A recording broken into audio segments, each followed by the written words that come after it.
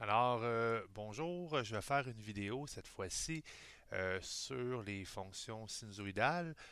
J'ai un beau graphique ici qui est déjà tracé d'une fonction sinusoïdale et je vais m'amuser à trouver la règle de cette fonction-là, tout simplement avec les moyens du bord. Donc, la règle d'une fonction sinusoïdale, qu'est-ce que c'est? Ben, ça peut être une fonction sinus ou une fonction cosinus. Puis ça, c'est un peu, comme je dis à mes élèves, une question de perception. Et la forme de base, en fait, la forme avec les paramètres, c'est f de x est égal à a fois sinus ou cosinus, OK, je reviendrai tantôt là-dessus, de b fois parenthèse x moins h, ferme la parenthèse. Ici aussi, je vais mettre des parenthèses pour dire que c'est le sinus ou le cosinus de toute cette partie-là, et finalement plus k. Alors le a, c'est l'amplitude, donc le a, c'est l'amplitude. Qu'est-ce que l'amplitude? Ben, ça se trouve être le maximum moins le minimum divisé par 2. Donc, c'est le max moins le min divisé par 2. Dans le cas qui nous intéresse ici, j'ai un maximum à 2, un minimum à moins 4. Donc, 2 moins 4, ce qui donne 6 divisé par 2. Alors, je vais avoir une amplitude, un paramètre A qui va valoir 3. Le deuxième paramètre qui m'intéresse, c'est le paramètre K. Donc, le paramètre K, qui se trouve à être le paramètre finalement de l'axe d'inflexion. L'axe d'inflexion étant le milieu. Je peux même te le dessiner pour que tu puisses le voir. Là, le milieu entre le max et le min. Fait que si je dessine ici, ben, ça va se trouver à être là. C'est à moins 1. Mais si tu veux le calculer quand même, parce que tu dis, hey, j'aimerais ça le calculer, ben, tu peux faire le maximum. Ça irait mieux avec comme ça. Alors, tu vas faire le maximum plus le minimum divisé par 2.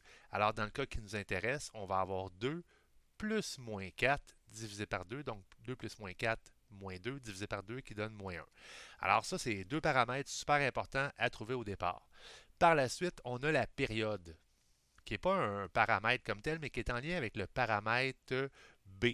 Alors, la période, c'est la différence entre deux maximums consécutifs. Donc, je pourrais dire, si je pars d'un maximum à un autre maximum, j'ai une période, entre deux minimums consécutifs ou entre deux points sur l'axe d'inflexion qui sont dans la même croissance ou la même décroissance. C'est-à-dire, mettons, je pourrais dire, je pars de ce point-là, je m'en vais jusqu'à ce point-là. Donc, de là à là, ce serait aussi une période. Donc, tu as plusieurs façons de le voir, mais il faut être sur l'axe d'inflexion. Ça, c'est super important. Tu ne peux pas dire, hey, ça, c'est la période. OK, ça ne marche pas de même. Donc, pour m'aider dans le cas présent, ben, je vais m'aider avec mes deux maximums parce que je suis déjà capable, dans le fond, je connais déjà les coordonnées. Fait que la période, ben, ça va être l'écart entre 3pi sur 8 et moins pi sur 8. Donc, je peux faire tout simplement 3pi sur 8 moins moins pi sur 8, ce qui va me donner 4pi sur 8. Ou, si tu préfères, dans le fond, 4pi sur 8 qui donne pi sur 2. Donc, j'ai une période de pi sur 2. Et le paramètre B, pour le trouver, ben, je vais faire 2pi divisé par la période ou fois l'inverse de la période, fois 2 sur pi. Alors, le paramètre B va être égal à 4. OK? Donc, le paramètre B, c'est toujours, je vais marquer la formule ici, c'est 2pi divisé par la période. Ça, c'est super important pour ton paramètre B. Tout ce qui reste à trouver dans le fond, c'est le paramètre H. Donc, le paramètre H, là, ben, le paramètre H, c'est ça, il dépend dans le fond de ta perception des choses. Alors, ma perception des choses, elle est très multiple dans ce problème-là. Je pourrais supposer dans le fond que mon point de départ est ici. Je me dis, hey, sur l'axe d'inflexion, sur l'ordonnée, hey, c'est super ça. Fait que si et là, ben, je regarde dans le fond mon paramétrage, c'est mon point de départ sur l'abscisse. Fait que là, mon point de départ sur l'abscisse, il est sur l'ordonnée en plus, fait que ça vaut zéro. Mais je me dis, ben, il est décroissant. Fait que s'il est décroissant, j'ai affaire à une fonction sinus. Alors ça, c'est ma première perception. Je vais l'appeler dans le fond le D1. Donc pour le D1, pour le départ 1, ben, je vais prendre f de x est égal à A, donc à 3. Je vais le mettre négatif parce que j'ai une fonction qui est décroissante au départ, fois le sinus. La période, ben, on la connaît, c'est pi sur 2, donc le paramètre B, ça va être 4. Donc je vais faire parenthèse 4 fois x. OK? Donc, x moins 0, en fait. Et plus le paramètre go, en fait, moins 1. Si je m'en vais ici, OK, mettons, je dis, hey, je pars à un maximum positif, moi j'aime ça, là. Fait que si ça pourrait être mon point de départ numéro 2, ben, je pourrais dire que j'ai une fonction cosinus qui se trouve à être une fonction cosinus positive parce que je pars à un maximum. Donc, à partant de mon point D2, ben, je pourrais écrire la même affaire. Hey, je vais le faire d'une couleur différente, ça va être super visuel, donc en bleu. Fait que je vais faire f de x, toujours les mêmes paramètres. Donc 3 fois le cosinus. Donc j'ai dit que j'avais une fonction qui était positive. Hein? Fait que je ne mettrai pas de moins devant le 3. Euh, toujours le 4. Et cette fois-ci, je vais avoir x moins 3pi sur 8. Parce que ici, je suis où? Je suis à 3pi sur 8. Ferme les deux parenthèses. Moins 1. Mais là, quelqu'un d'autre aurait pu dire, ouais, mais tu aurais pu partir finalement de ce point-là ici, qui est le point D3. Alors, si je pars du point D3, comment je vais le faire? Ben là, je me dis, ben, j'ai une fonction cosinus négative cette fois-ci. Mon paramétrage va être pi sur 8.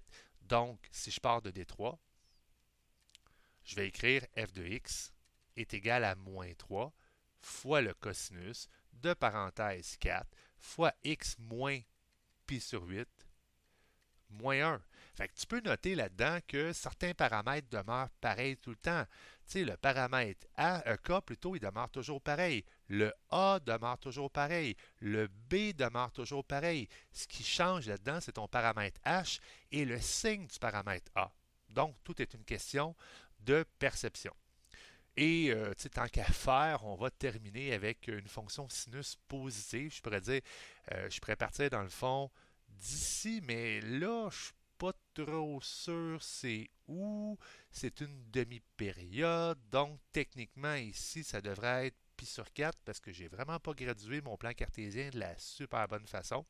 Puis de toute façon, entre pi sur 8 puis 3 pi sur 8, j'étais à pi sur 4. Donc ici, je suis à pi sur 4.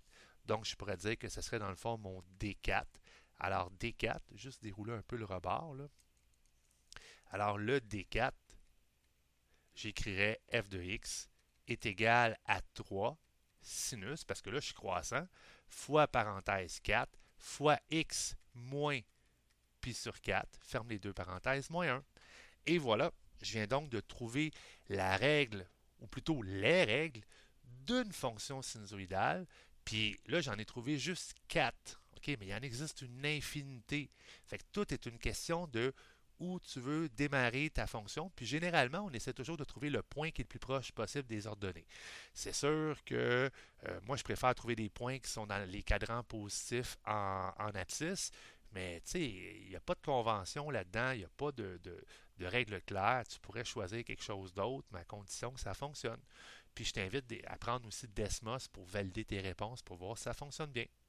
Donc, sur ce, je te dis à un autre tantôt. Bye!